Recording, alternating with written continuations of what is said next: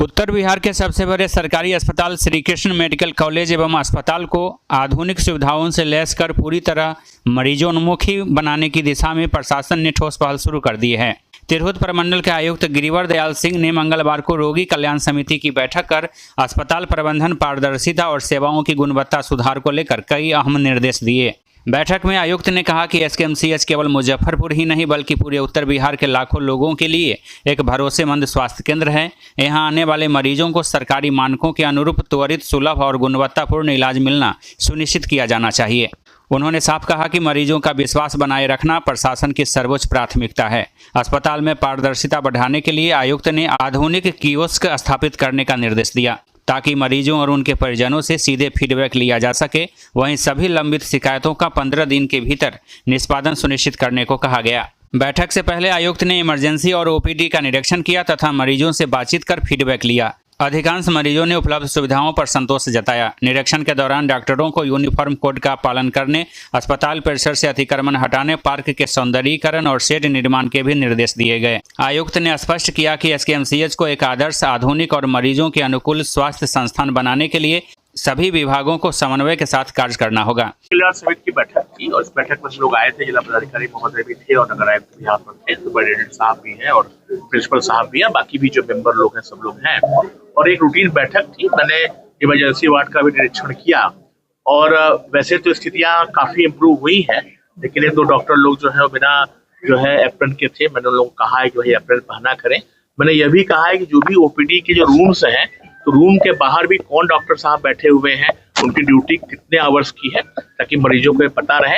हम लोगों ने एक और निर्णय लिया है कि मरीजों के फीडबैक के लिए हम लोग कियोस्क लगाएंगे। यानी कि मरीज कोई भी है, उसने डॉक्टर ने दवा दी कि नहीं, डॉक्टर का व्यवहार कैसा रहा, पैरामेडिकल का व्यवहार कैसा रहा, ऐसा तो नहीं कि उनको दवाई बाहर से लेनी पड़ रही है। तो इन सभी बिंदुओं पर वो अपना फीडबैक दे सकते हैं। उनका नाम जो है वो जागृत नहीं किया जाएगा, ताकि हम लोग जो है जिला पदाधिकारी महोदय, हम लोग सब लोग देखेंगे, ताकि उससे जो है मरीजों में एक विश्वास बने। दूसरा मैंने कहा है कि जो अभी भी हमको शिकायतें मिलती है कि एम्बुलेंस बाहर से रहती है और जो भी पेशेंट आते हैं खासतौर से रात को, उनको जो यहाँ से बाहर रेफर किया जाता है, तो मैंने यह भी कहा है कि जो भी रेफर यहाँ से किया जाए उस पेशेंट की ट्रैकिंग किया जाए कि अगर वो पटना जा रहा है, किस अस्पताल में जा रहा है, कितने दिन तक वहाँ रुका। तो ये सब बिंदुओं पर मैंने ये भी कहा है कि जो पूरे कैंपस का जो सीसीटीवी है, तो हमारे जो रीजनल डायरेक्टर साहब हैं, इनको हम लोगों ने कहा है कि इनके यहाँ उसका एक्सेस किया जाए ताकि वो भी देखते रहे। इसके लिए हम लोग एक एक्जीक्यूटिव असिस्टेंट भी रखेंगे ताकि ये देखते रहे कि पूरे अस्पताल में जो गतिविधियां हैं वो जो है ठीक प्रकार से चल रही हैं कि नहीं। सफाई के जहां तक बात है, सफाई में काफी इम्प्रूवमेंट हुआ है। हालांकि मैंने कहा है, देखिए क्योंकि पेशेंट बहुत आते हैं तो बट नेचुरल है कि सफाई उस प्रकार से नहीं हो पाएगी, लेकिन मैंने कहा है कि जो भी सरकारी गाइडलाइन है कि अगर 3 बार सफाई करनी है तो 3 बार सफाई फिनाल के साथ होनी चाहिए। मुझे खुशी है कि पर्दा वर्ग का काफी चीजें यहाँ पे व्यवस्था हो गई है। जहां तक आपने सिक्योरिटी की बात कहा, क्योंकि अभी जो वर्तमान जो सिक्योरिटी प्रदाता है उनका जो पसारा का लाइसेंस कैंसिल कर दिया गया है, तो उसको लोग हटा करके और नई व्यवस्था हम लोग करने जा रहे हैं।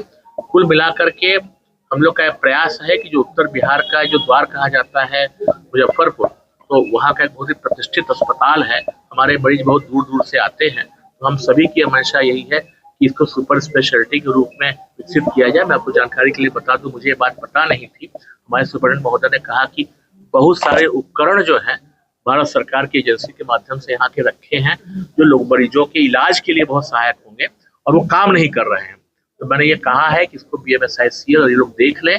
अगले 2 महीने के अंदर जो भी हमारे ऑपरेटर्स हैं बहुत ही अच्छी क्वालिटी के हैं, जिससे मरीजों के जो है इलाज में सहायता मिलेगी, तो उसको तुरंत चालू करें। इसके लिए हम लोग बिल्कुल तैयारत हैं और 1 जुलाई से पहले हम इसको चालू कर देंगे, ताकि जो बहुत सी जांचों के लिए हमारे पेशेंट को बाहर जाना पड़ता है वो भी जाने दिया जाएगा।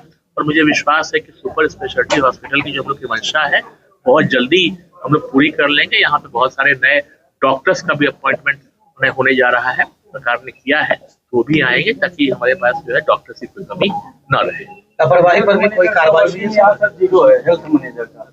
जी, हेल्थ मैनेजर का वर्किंग यहाँ जीरो है। देखिए, ये तो आपने कहा है, अभी तो सुपरिटेंडेंट साहब हैं, मैं तो ओवरऑल व्यवस्था को देख रहा हूँ और कि कोई शिकायत अगर आएगी तो उसको हम लोग अलग से जांच करेंगे।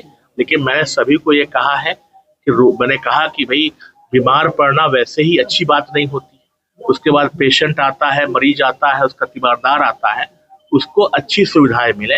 मैंने अभी देखा कि बहुत सारे हमारे पेशेंट जो है वो जमीन पे बैठते हैं। मैंने ये भी कहा कुर्सियों की और व्यवस्था की जाए ताकि इनको बैठने की प्रॉब्लम ना हो।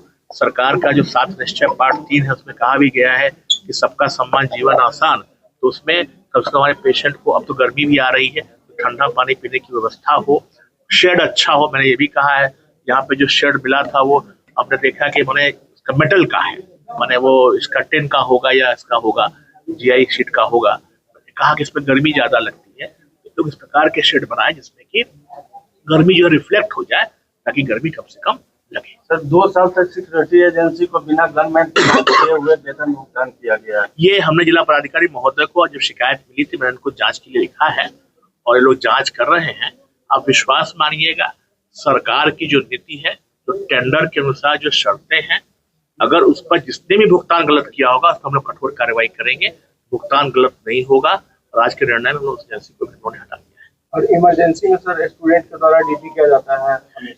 ये बातें जो आपने कही है हमारे संज्ञान में आई है और मैंने इसीलिए कहा है कि अब डिजिटल बोर्ड लगाइए और बताएं कि इमरजेंसी में कौन कौन ड्यूटी कर रहा है। और इतना ही नहीं, अब तो मैंने रीजनल डिस्ट्रिक्ट डायरेक्टर को भी मैंने कहा है कि इसका एक एक्सेस, क्योंकि आप जानते हैं कि CCTV लगा हुआ है वो वाईफाई से कनेक्टेड नहीं है, तो उसका एक्सेस नहीं लिया जाए।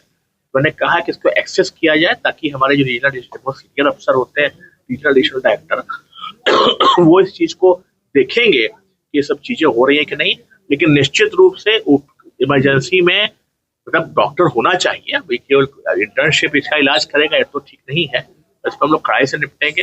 हमने सुबह साहब सुनी रहे हैं मेरी बात को, 100% जो डॉक्टर हैं उनकी ड्यूटी की है। ये नहीं हो सकता कि ड्यूटी कहीं और कर रहे हैं।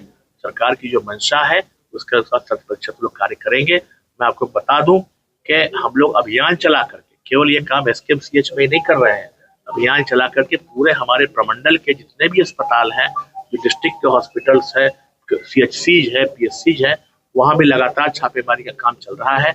हम लोग का उद्देश्य है कि जनता की जो सुविधाएं हैं, जनता की सुविधाएं दी जा रही हैं, उसका 100% लाभ उनको मिले और कोई भी जो लोग हैं वो मायूस होकर के यहाँ से ना निकले। मैंने ये भी कहा है कि बहुत सारे ऑपरेशन जो होते हैं यहाँ पे अस्पतालों में नहीं हो रहे हैं, क्यों नहीं हो रहे हैं उसकी भी जांच का विषय है।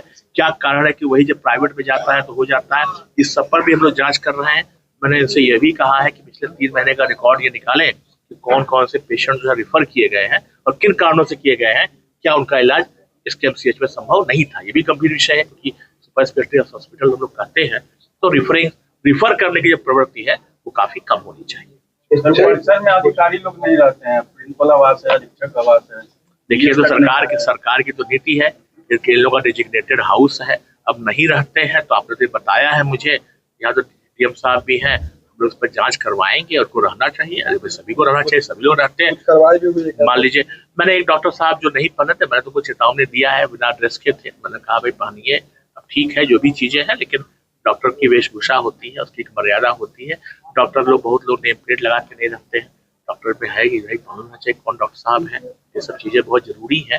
मैंने ये भी कहा है कि भाई जो भी आपकी जो जांचें होती है, कुछ चीज और मैं आपको बता दूं, ये हम लोग बहुत निर्णय लेने जा रहे हैं कि जो भी हमारे इंडोर पेशेंट होते हैं, जो पेशेंट भर्ती होते हैं, तो उनको जब मान लीजिए कहीं रिफर किया जाता है या उनको डिस्चार्ज किया जाता है तो उनकी जो ब्लड की रिपोर्ट लोग नहीं देते हैं, मांगने पर फोटोकॉपी दिया जाता है। अब आप जानते हैं कि मान लीजिए वही पेशेंट कहीं और जा करके रिफर हो जाता है, अब एक दिन बाद फिर डॉक्टर कहते हैं कि साहब ब्लड टेस्ट करेंगे, जबकि ब्लड के बहुत सारे पैरामीटर चेंज नहीं होते, जो आवश्यकता होगी उसकी तो करेंगे। इसे मैंने इसको स्पष्ट रूप से कहा है कि अब जब भी रोगी डिस्चार्ज हो तो जो ब्लड की रिपोर्ट है वो भी उसके साथ उसको दे, फोटोकॉपी रखना हो तो रख लें। संध्याकालीन OPD में ब्लड सैंपल नहीं होता है, ये भी गंभीर बात है। अब तो आपके माध्यम से मुझे मिली है, मैंने सुपरिटेंडेंट साहब से ये भी कहा है, जैसे आप मुझसे बात कह रहे हैं तो इनके यहाँ भी शिकायतें आती होंगी। पिछले 1 महीने तक की जो भी शिकायतें हैं अगले 15 दिन में डिस्पोज किया जाए। इनफैक्ट ये पूरे अभियान पूरे प्रदेश में ही चल रहा है ताकि इनको भी, क्योंकि आप इसे बात बोल रहे हैं तो आपको तो पहली बार ये बात पता चली, लेकिन सुपरिटेंडेंट साहब तो यही रहते हैं, इनको तो पता होना चाहिए। उसके बाद भी अगर घटनाएं हो रही हैं निश्चित रूप से कोई हैंड की कमी नहीं है, कोई हैंड की कमी नहीं है। और हैंड की कमी इसका ये नहीं कह सकते कि इसका मतलब हम इलाज नहीं करेंगे, जो भी व्यवस्था है उसमें काम करना होगा। हैंड की कोई कमी नहीं है, सरकार ने बहुत स्टाफ दिया हुआ है। हाँ डॉक्टर की शॉर्टेज है, लेकिन इसका अर्थ ये नहीं है कि कि हम रात को या कभी इमरजेंसी ड्यूटी में इलाज ना करें। रेडियोलॉजी में सर क्या फाइंडिंग है? रेडियोलॉजी में हमने देखा कि जो रिपोर्ट है बहुत सारी शाम को लेट आती है।